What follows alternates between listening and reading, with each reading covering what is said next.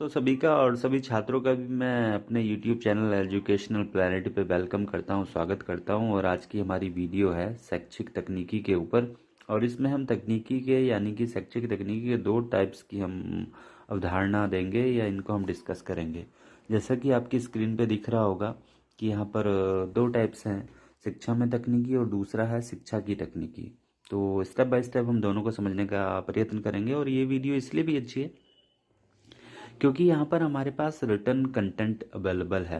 अब तक की जो वीडियो हमारे पास होंगी वहाँ पर की पॉइंट्स होंगे लेकिन रिटर्न मटेरियल नहीं होगा। तो ये वीडियो का फ़ायदा यही होगा कि आपके पास रिटर्न कंटेंट होगा। तो आइएगा शुरू करते हैं। फर्स्ट है शिक्षा में तकनीकी, टेक्नोलॉजी इन एजुकेशन। जब हम विज्ञान तथा तकनीकी के विकास के फलस्वरूप प्रचलित साधनों या उपकरणों का उपयोग शिक्षा में करते हैं तो इसे शिक्षा की तकनीकी कहेंगे।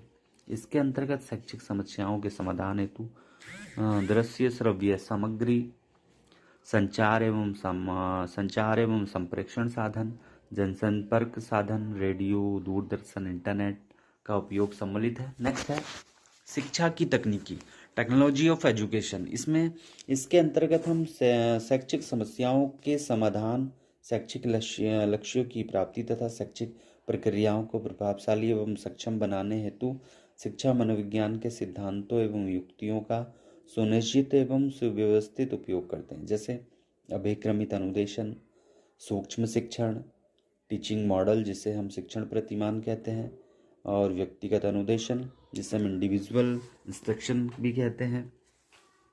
और नेक्स्ट है टीम टीचिंग या जिसे हम टीम टीचिंग, टीम अध्यापन भी कहते हैं। तो एक फॉर्मूला आपको स्क्रीन पर दिख रहा होगा और इस फॉर्मूले में कहा गया है कि शैक्षिक तकनीकी शिक्षा में तकनीकी प्लस शिक्षा की तकनीकी है। तो जो एजुकेशन टेक्नोलॉजी है वो क्या है, दो चीज़ों से मिलके बना है। नंबर फर्स्ट हमारा शिक्षा में तकनीकी एंड नंबर सेकंड हमारा शिक्षा की तकनीक। अगर इन दोनों को मिला देंगे तो क्या बन जाएगा, हमारा शैक्षिक तकनीकी आईसीटी जिसे बन जाएगा। तो समझ में आ गया होगा। आगे चलते हैं। इसकी कुछ डेफिनेशन है जो कि बहुत अच्छी डेफिनेशन है और आप लोग ये नोट भी कर सकते हैं स्क्रीनशॉट खींच के। तो पहली डेफिनेशन सिप के मित्रा के अनुसार इन्होंने कहा है कि शैक्षिक तकनीकी को उन प्रविधियों एवं पद्धतियों का विज्ञान माना है जिनके द्वारा शैक्षिक उद्देश्यों को प्राप्त किया जा सकता है। आप टीचिंग ऑब्जेक्टिव जानते होंगे और टीचिंग ऑब्जेक्टिव समझते होंगे। तो टीचिंग ऑब्जेक्टिव समझते हैं जिसे हम टीचिंग ऑब्जेक्टिव कहते हैं। तो उन ऑब्जेक्टिव्स को भी हम क्या करते हैं, प्राप्त करते हैं। अर्थात इनको हम क्या कर सकते हैं, प्राप्त कर सकते हैं। ठीक है। तो ये डेफिनेशन भी बहुत अच्छी है। अगली डेफिनेशन है जिसे कहा है ये हेडन ने। इन्होंने कहा है कि यह शिक्षा सिद्धांत तथा व्यवहार की वह शाखा है जिसका संबंध मुख्यतः उन रूपरेखाओं तथा सूचनाओं से होता है जो शैक्षिक जो सीखने की प्रक्रिया को नियंत्रित करता है। तो ये भी डेफिनेशन अच्छी है। नेक्स्ट अगली डेफिनेशन है ताक्षी शकमोतो के अनुसार, ये डेफिनेशन भी बहुत अच्छी है। और शैक्षिक तकनीकी एक प्रायोगिक अध्ययन है जिसका ध्येय शिक्षा उद्देश्यों पाठ्य वस्तु, वातावरण, व्यवहार तथा शिक्षक छात्र संबंधों को नियंत्रित करके शैक्षिक प्रभाव को बढ़ाना है। तो ये डेफिनेशन भी बहुत अच्छी है, इसको भी नोट कर सकते हैं आप। अगली डेफिनेशन है जो कि बीसी मैथिस के अनुसार, ये डेफिनेशन भी बहुत अच्छी है। इन्होंने कहा है शैक्षिक तकनीकी से अभिप्राय विद्यालय में रूपरेखा तैयार करने, संचालन करने तथा परीक्षण के लिए व्यवस्थित प्रविधियों तथा व्यवहारिक ज्ञान के विकास से है। अगली डेफिनेशन है उनविन के अनुसार, ये डेफिनेशन बहुत अच्छी है। इनका कहना है शैक्षिक तकनीकी से अभिप्राय शिक्षा तथा प्रशिक्षण की आवश्यकताओं को पूरा करने हेतु आधुनिक कौशल एवं प्रविधियों का अनुप्रयोग है। यह सीखने की प्रक्रिया को विभिन्न साधनों एवं उपकरणों के अनुप्रयोग तथा वातावरण को नियंत्रण द्वारा सुगम बनाता है। ये डेफिनेशन भी अच्छी है। नेक्स्ट अगली डेफिनेशन है रॉबर्ट ए कॉक्स की। ये डेफिनेशन बहुत लिमिटेड वर्ड्स की और ये भी बहुत अच्छी डेफिनेशन है। इन्होंने कहा शैक्षिक तकनीकी वैज्ञानिक प्रक्रिया का मनुष्य के सीखने की दशाओं में उपयोग है। अगली डेफिनेशन हमारे पास जी ओ लीत के अनुसार, ये डेफिनेशन भी अच्छी है। शैक्षिक तकनीकी अधिगम तथा अधिगम की दिशाओं में वैज्ञानिक ज्ञान का प्रयोग है जिसके द्वारा शिक्षण एवं प्रशिक्षण की कुशलता एवं प्रभावकारिता को उत्तम बनाया जा सकता है। अगली डेफिनेशन है जो कि लास्ट है एस कुलकर्णी के अनुसार इनका कहना है तकनीकी एवं विज्ञान के सिद्धांतों एवं आविष्कारों का शिक्षा की प्रक्रिया में उपयोग शैक्षिक तकनीकी कहलाता है। तो ये डेफिनेशन भी अच्छी है। तो ये कुछ डेफिनेशन आपने नोट कर ली होंगी या इनका स्क्रीनशॉट खींच सकते हैं और अच्छी डेफिनेशन है, तो आप नोट कर लीजिएगा, स्क्रीनशॉट ले लीजिएगा। ये 2 स्क्रीनशॉट आप खींच लीजिएगा और आप इनको नोट्स में कन्वर्ट कर सकते हैं। अगला है, इसमें हमारे पास नेक्स्ट टॉपिक उपयुक्त परिभाषाओं से शैक्षिक तकनीकी के निम्नलिखित 3 अर्थ आते हैं, अर्थात शैक्षिक उद्देश्यों की प्राप्ति हेतु प्रविधियों या पद्धतियों का विज्ञान, और नेक्स्ट है शैक्षिक प्रक्रिया का यांत्रिकरण, और अगला है शैक्षिक वैज्ञानिक सिद्धांतों का अनुप्रयोग। तो इन तीनों के स्क्रीनशॉट भी आप ले सकते हैं। फर्स्ट इसका स्क्रीनशॉट ले लीजिएगा एंड देन ये स्क्रीनशॉट ले लीजिएगा नंबर 2, और इसे आप नोट्स में कन्वर्ट कर सकते हैं। और नेक्स्ट ये स्क्रीनशॉट भी आप ले सकते हैं। जो डेफिनेशन हमने देखी उसी के आधार पर इसके 3 चीज़ निकल के आती हैं और तीनों आप पॉइंट आउट करके लिख सकते हैं। तो स्क्रीनशॉट ले लीजिएगा और आराम से नोट्स बना लीजिएगा।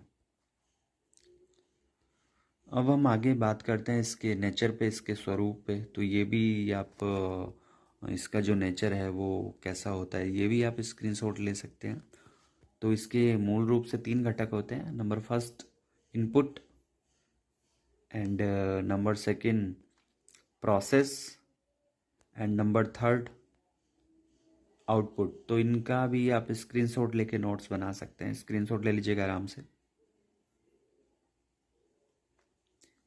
ये भी हम पढ़ चुके हैं, हार्डवेयर उपागम सॉफ्टवेयर, तो ये भी हम पढ़ चुके हैं। लेकिन इसका भी अगर आप चाहें तो मैंने बताया था आपको कि 3 तरह के अप्रोचेज होती है, hardware approaches, software and system approaches. तो इसके भी आप नोट्स बना सकते हैं। और ये वीडियो इसलिए उपयोगी है कि इसमें हम नोट्स बना सकते हैं। अब तक की जो वीडियोस आपने देखी होंगी, जो वीडियोस मैंने आपको प्रोवाइड करवाई हैं, वहाँ पे नोट्स के लिए उतना अच्छा कंटेंट नहीं है, लेकिन समझने के लिए अच्छा है। तो पहले हम समझ चुके हैं और ये वीडियो नोट्स के काम आएगी। तो स्क्रीनशॉट लेके आप नोट्स बना सकते हैं। First hardware, second software and third is प्रणाली विश्लेषण। इसके भी आप स्क्रीनशॉट ले लीजिएगा।